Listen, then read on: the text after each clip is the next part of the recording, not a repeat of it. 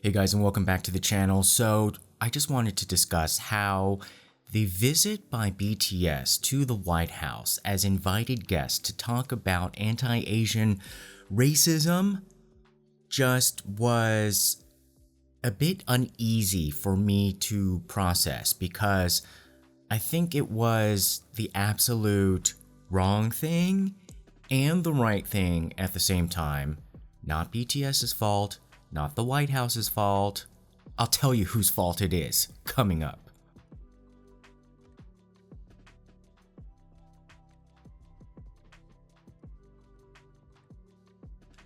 So obviously the reason why it's unnerving is that BTS should not even be necessary to begin with to deal with a level of anti-Asian and Asian American violence and hatred and discrimination in the United States. But of course, we don't live in a Pollyanna world. It does need to be addressed by as many high-level people as you can get.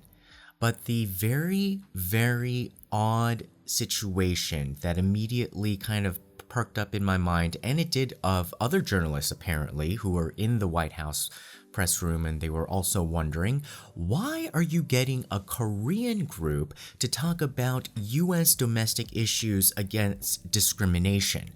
Like, for example, would they have invited like an African pop group or African celebrities, like, from Nigeria or from Cameroon or Congo, to come to the United States to talk about Black Lives Matter and African American empowerment? Of course, there is a unified thread, no matter where you are in the world. If you're Asian and they don't see you as Asian, if they don't even parse the things, if they don't even parse between African and African, sure.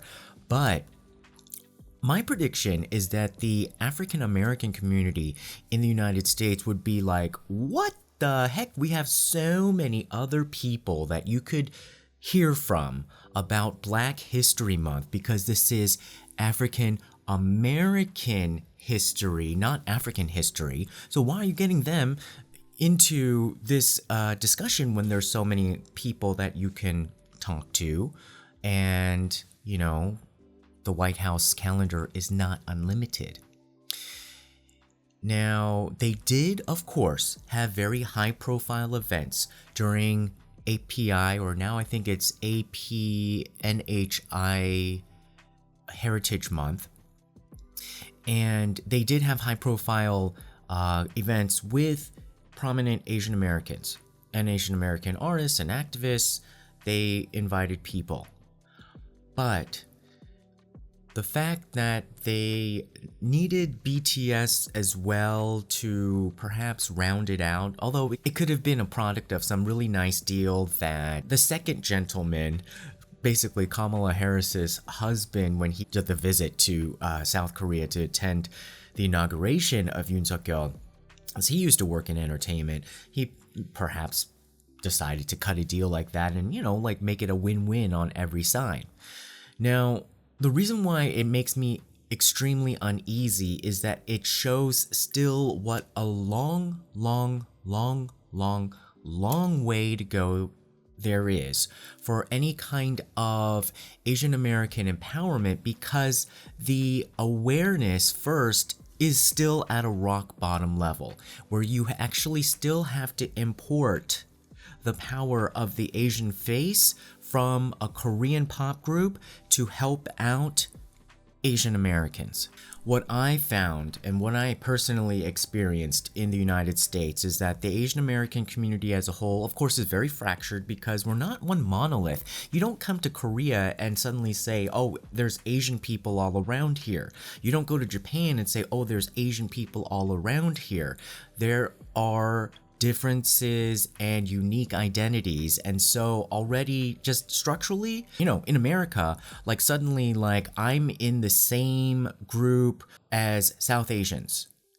And if you said in Korea, like you are in the same group as South Asians, like politically and identity wise and, as kind of a monolith, it's just not, it does it doesn't compute. The main thing that is lacking when I look at still Asian Americans who are actually even trying, these are the ones trying, and then of course the people who are not trying, they're so like, asleep at the wheel. But they never have gamed the system to their advantage and they don't even know what that looks like. And so when it's being done to them, they have no clue, and they are so easily conned and outmaneuvered by the people who are gaming the system to their advantage. The reason why I think it makes sense for BTS is that it's not as if they're gaming the system to their advantage, but they grew up in a society understanding what the game of power is, and they understand where they have benefited from it. Maybe they even maneuvered in it, but they can immediately recognize between. Now, this is the critical thing that basically castrates the Asian American community, is buying too much into the belief of, oh, it's not structural racism, it's not against you, you just have to try harder, you just have to break through those labels and that misconception, and if you can do it, it's just an individual thing. And yes, of course, there is so much importance on individual responsibility that I also believe in, also do the best you can. But when you have never seen the game rigged against you, you don't know when it's happening to you. And so one of the things that I think now that I look back upon it, and I've noticed among like a lot of my Asian American immigrant, second generation kids where, the parents are the immigrants, and yes, they are the first generation. Like, all these people are trying to say like, oh no, the firstborn is first generation. Then what are you gonna call like the Mayflower people? Weren't they the first generation, even though they were born in like England? The first generation is the generation that decides to live and set themselves up in America, even if they're immigrants, nation of immigrants. But where I do blame is particularly the Korean first generation in raising their kids, is that they expected all of the similar old world obedience and like subservience, like for us to take that mode of being subservient in the house, but not teaching us the game or even putting us in an environment where there's a balancing act. The difference is that like in America, you're Asian American, you have to be subservient to your parents in the household, and then outside in the world, they're telling you to be subservient, so you just think being Asian is subservient.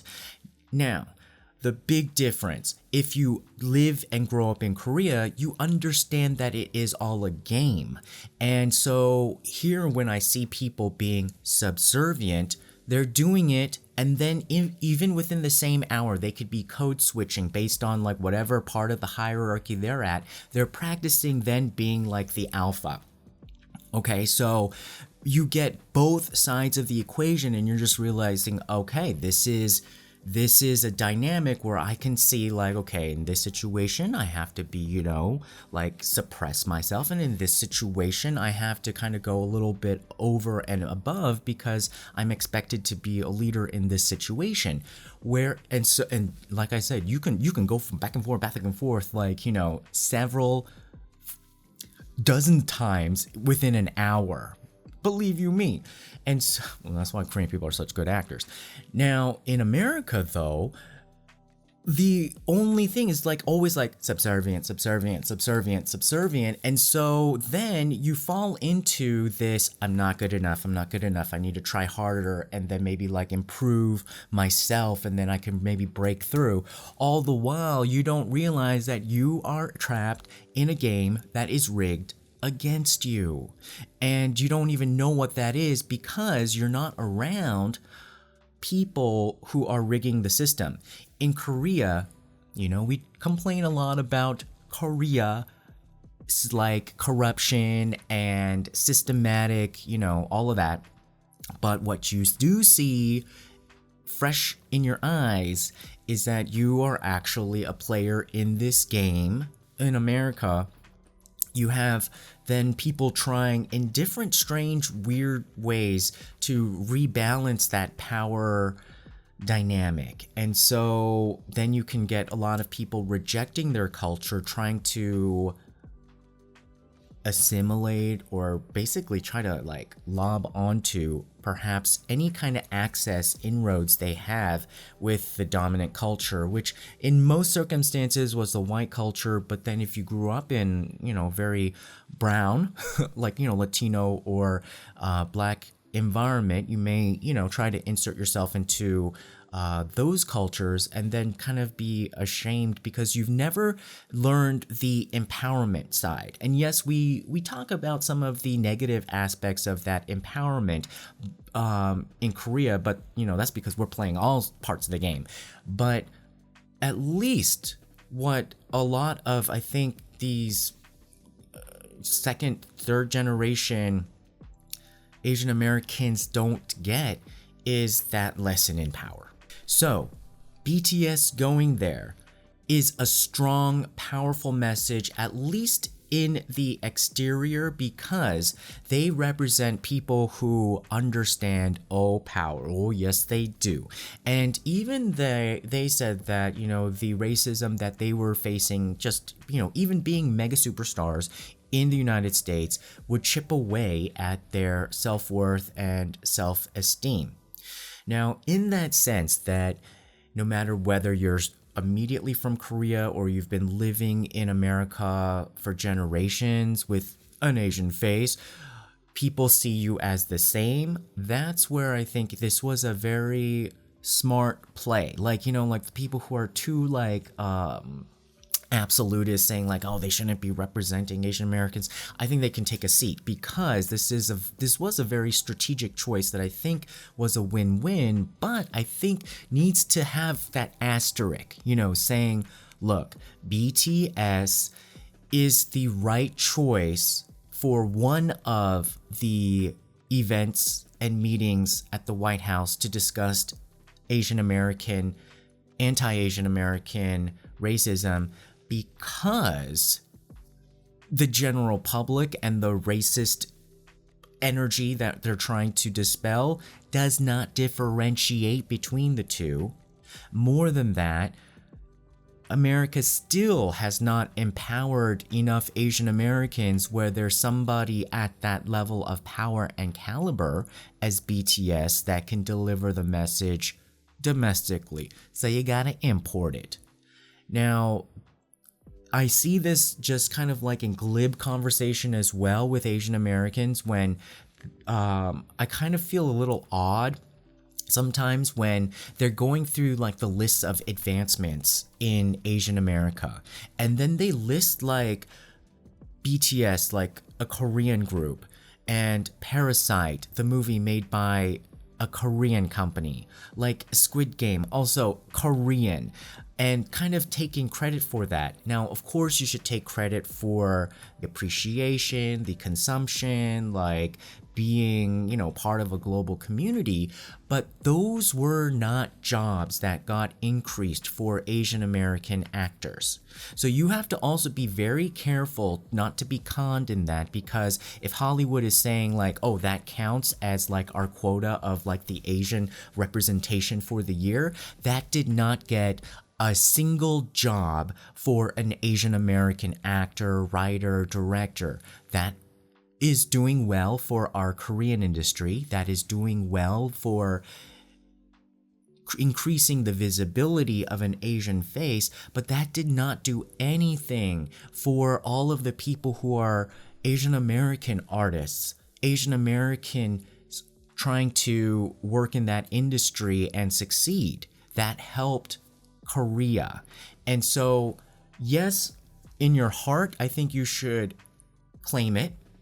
But when you're at the negotiating table and they try to put that on there, you take that out and say like, what did you do to increase the opportunities for the Asian Americans who are living in America.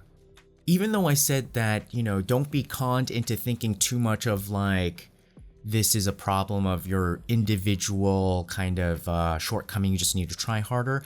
I do think also, though, as a community, we need to take responsibility for not knowing the game, which I think now we should take responsibility because it's becoming clearer. Of course, you can't always blame somebody for ignorance, but not being more real about how the game is rigged, and even within the community, how different demographics are pitted against each other.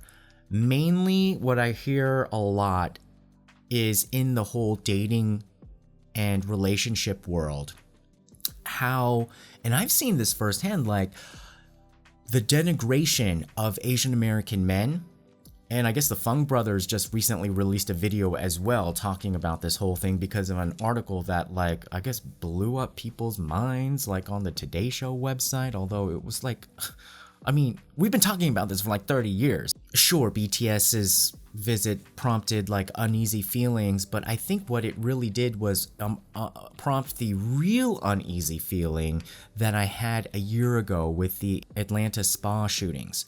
And yes, it was horrific, and that the tragedy, but what made me even sadder was that, like, it seemed as if that was the first time that so many Asian Americans finally confronted in their face that there's a problem. I was just like, do you live in Egypt on denial? Because how could that in 2020, unless you were born in like 2011 and you're just like 10 years old and suddenly, you're not reading picture books anymore and you're like kind of seeing the world, unless you were like born in 2011, that should not have been an awakening moment, in my opinion, especially for people who are like my age or older even. Well, they're definitely living in denial, but even like among younger people. And what I realized was, now this may be a little bit of a controversial thing to say, but we all gonna say it here, that shooting targeted those massage parlors, and it was obviously extremely tied to the trope of Asian female sexuality. And what I have noticed is that being an Asian American guy and being an Asian American woman in the United States, completely different experiences. Of course, we're always like also targeted saying like, oh, well, like you also are in the misogynistic camp, or like, that kind of stuff. And then so the amount of times like, trying to defend Asian American women and women's rights, only to then be like kind of like slapped back with like, oh, well, Asian guys are like not, they seem like my brother, I would never date an Asian guy, and like, like, oh, Asian guys are like, oh yeah, what? And then like totally like, I hate to say it, but some, not all, but some of, the Asian sisters are like totally bashing in a way that is hateful. Okay, I'm gonna call you out. Like, we gotta stop Asian hate everywhere. And what I think that is also based on is that they were able to live a little bit more in delusion or even in collusion, because being wanted for your sexuality is a bit of a protection or an asset that they are going to try to play. And not all, but some, a lot more than I thought, will trade that in to try to get some access to be like, white adjacent to the power structure. And then they have to kind of follow along, especially in all of those implicit microaggressions or just even flat out aggressions that would keep them in the club and make sure that they don't get booted out.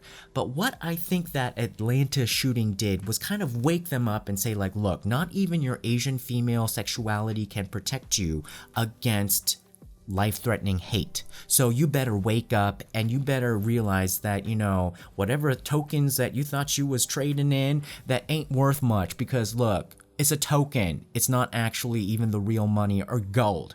So I think people, especially, and I don't want to say like especially just Asian American females, but I did see like a little bit like cringy, like on social media around people, like, was talking, I was just like, is this really the first time you thought about this and like wanted to act on it? And what have you been doing all this time?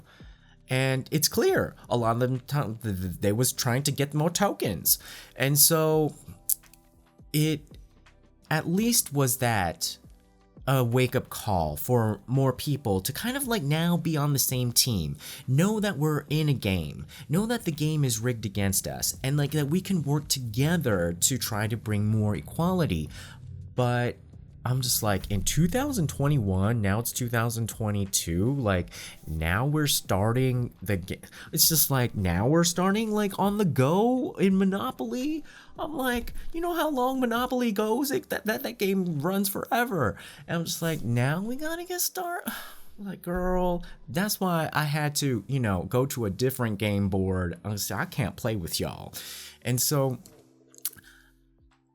in general, I think that that's kind of the basis of the uneasy feeling, is that the community is a little bit behind the 8 ball. And I am hopeful for what can be done moving forward. And I also, people are just asking like, why did you go to Korea?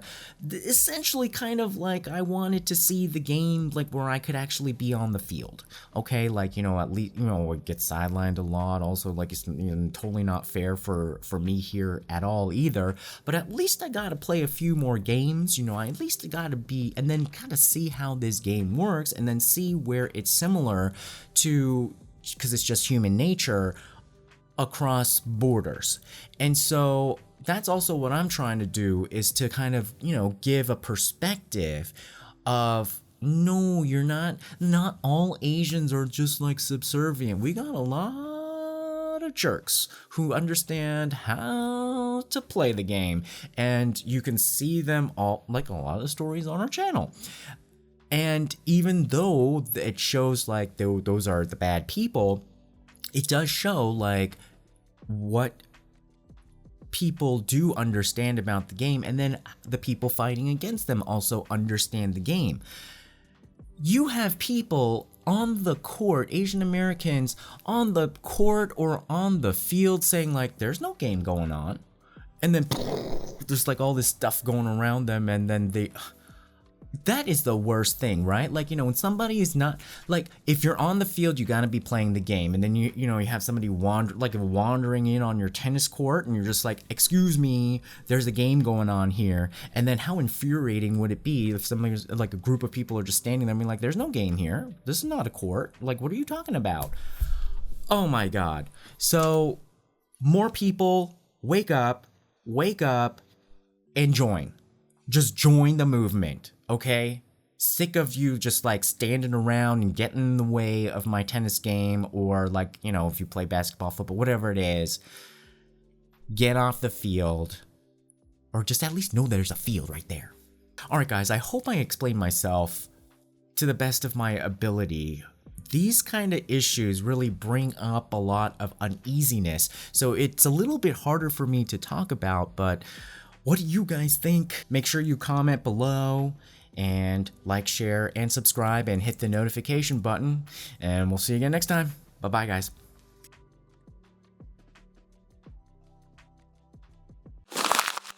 Tune in next time. Don't forget to subscribe. Find us on YouTube, Instagram, Twitter, and Facebook. Love you.